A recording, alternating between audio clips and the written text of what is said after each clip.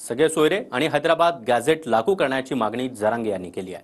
त्यावरून मुख्यमंत्री एकनाथ शिंदे यांनी सकारात्मक प्रतिसाद देत समितीचं काम सुरू असल्याचं म्हटलंय। तर हैदराबाद सातारा संस्थान तसंच बॉम्बे गॅझेटमध्ये नेमकं काय आहे पाहूया, त्यावरचाच हा स्पेशल रिपोर्ट।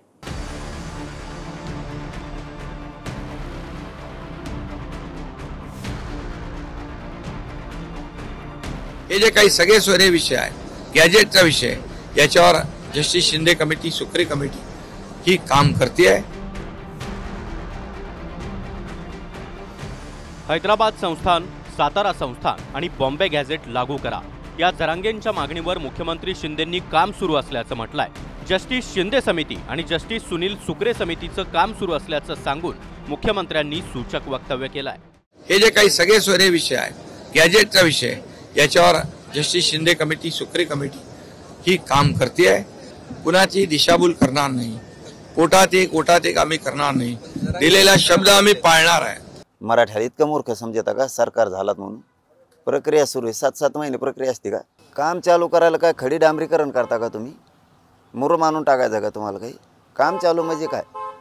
आम्हाला हे 2-4 दिवसाचाच आमचे विषय संपवा, बाकीचं काम माहीत नाही आम्हाला। आमच्या सगळ्या विषयाची अंमलबजावणी 2-4 दिवसाचाच संपवा। काम सुरू येईन, छाननी सुरू येईन, सगळे सोयऱ्याचं बघणं चालू येईन, हर कधी बघणं चालू आहे, ते नाटकत नाही सांगायचं। 2-4 दिवसात विषय संपवा। आता जरांगे हैदराबाद गॅझेट, सातारा संस्थान आणि बॉम्बे गॅझेट लागू करण्याची मागणी करत आहेत। तर दावा असा आहे की मूळ मराठ्यांची नोंद कुणबी अशीच करण्यात आलेली आहे। तिन्ही गॅझेट लागू केल्यास मराठ्यांच्या नोंदीची कागदपत्र सापडतील आणि ओबीसी मधून आरक्षण मिळेल। मात्र थेटपणे गॅझेट लागू करण्याचा अधिकार सरकारला नाही। राज्य मागासवर्ग आयोगाकडे गॅझेटमधील कागदपत्र पाठवून सरकार शिफारशीची आवश्यकता असेल आणि गॅझेट फक्त एकाच समाजासाठी लागू नसेल तर मग इतर समाजाच्या नोंदींसंदर्भात देखील सरकारला निर्णय घ्यावा लागेल।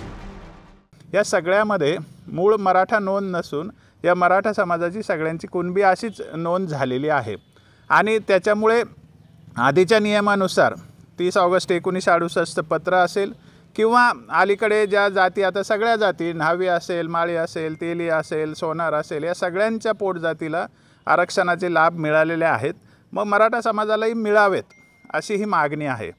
खरं म्हणजे ते द्यायचं असेल तरी सरकारने आधी या सगळ्या डॉक्युमेंट्सला आणि शिंदे समितीच्या अहवालाला राज्य मागासवर्ग आयोगाकडे पाठवण्याची प्रक्रिया सुरू करणं आवश्यक होतं। त्यांनी आतापर्यंत ते का केलं नाही हाच खरं म्हणजे महत्त्वाचा मुद्दा आहे।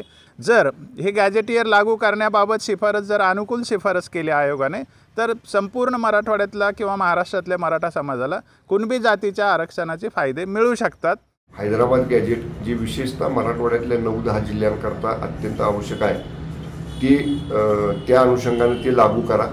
तर त्याचे डॉक्युमेंट्स आपण या ठिकाणी तेलंगणा गव्हर्नमेंटकडनं सर्टिफाईड कॉपीज मागितलेल्या आहेत। नुसत्या फोटो स्कॅन कॉपीचा उपयोग नाही, तर उद्या कोर्टात ते टिकायचं असेल तर आपल्याला त्या गव्हर्नमेंटनं ह्या आमच्या कस्टडीमधल्या ओरिजिनल डॉक्युमेंटच्या फोटो कॉपीज आहेत म्हणून सर्टिफाय करून दिल्या पाहिजेत, त्या आपण त्यांच्याकडनं मागितलेल्या आहेत। मराठ्यांच्या कुणबीतून सरसकट आरक्षणाला ओबीसी महासंघाच्या बबनराव तायवाड यांचा विरोध आहे, पण गॅझेटवरून विरोध दिसत नाही।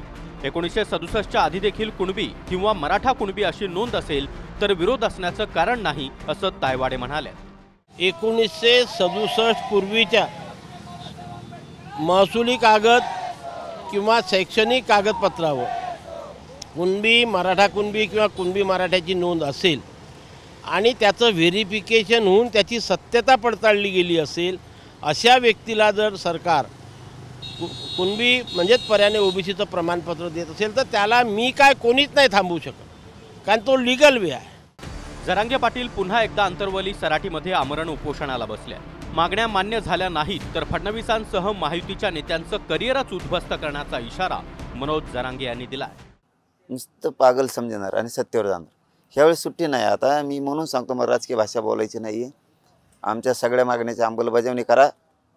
मला माझ्या समाजात राजकारणात जायचं नाही। तुम्ही नाही दिलं तर 2024ला माझ्या नावाने बॉम्बलायचं नाही। हे काय झालं मग? उद्ध्वस्त करून टाकीन सगळं राजकीय करिअर, कोणाचं ठेवणार नाही। आयुष्यात कवा पश्चाताप आला नसेल इतका भयान पश्चाताप येईल तुम्हाला। म्हणून फडणवीस साहेबाला संधी, आमच्या मागण्या या 2-4 दिवसाच्या आत सगळी अंमलबजावणी करून टाका। जरांगेचा अजेंडा कोणीतरी सेट करून दिलाय, कोणाची तरी राजकीय सुपारी आहे आणि त्या सुपारीपोटी देवेंद्र फडणवीस साहेब हे एकमेव टार्गेट आहे जरांगे राजकीय उद्ध्वस्त करिअर एका वर्षाच्या आंदोलनातनं होत नाही. पुढच्या 15 दिवसामध्ये महाराष्ट्रात विधानसभेच्या निवडणुका घोषित होतील. तोपर्यंत जरांगे उपोषण सुरूच ठेवतील असं दिसतंय. कारण निर्णय घ्यायचाच असेल तर सरकारला आचारसंहिता आणि निवडणूक घोषित होण्याआधीच घ्यावा लागणार आहे. जालन्याहून संजय सरोदेसह ब्युरो रिपोर्ट, TV9 मराठी.